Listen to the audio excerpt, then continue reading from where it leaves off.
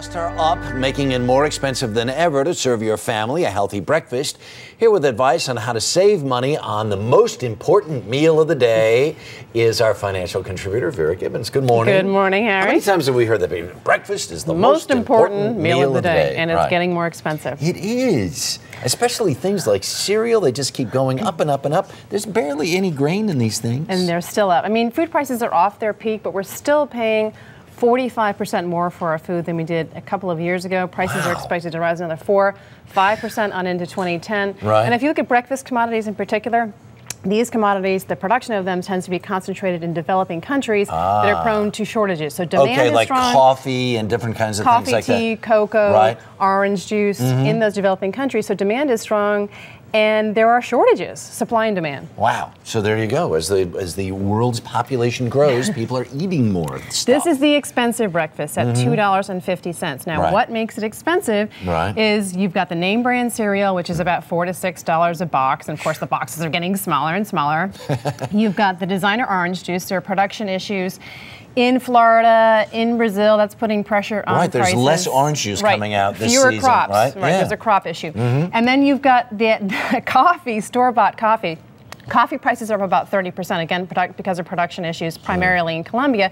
But store-bought, you're looking at a markup of 250%. You know, you can make that at home for 55 cents. All right. So just, you know, we'll keep the cover on that. So. Yeah. All right. So for cereal, one way to save, obviously, is to go generic. It tastes almost the same. It's about half the price. You could go with a hot cereal, too. That's an easy way to save as well.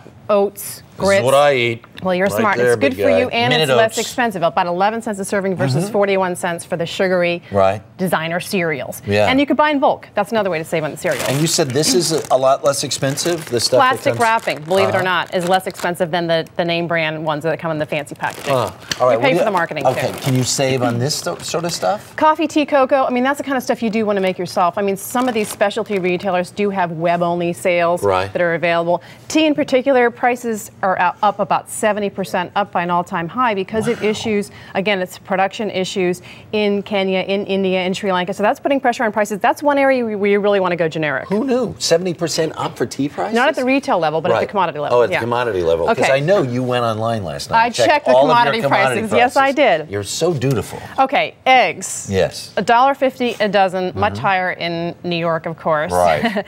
And if you go organic or something like that, easily $5, $6. I paid serious dough for a dozen eggs on Saturday. Yeah, it's ridiculous. When you want to shop at a farmer's market, you can, in many cases, get eggs, a dozen eggs for under $1 a dozen. If you see that, why not buy in bulk? Easy way to save. Or you could go the powder route, which I'm sure you wouldn't, Harry, but that's an option. Right. And the eggs actually stay 4 to 5 weeks. Yes. 4 to 6 weeks. Yes, there you go. In your refrigerator. Okay.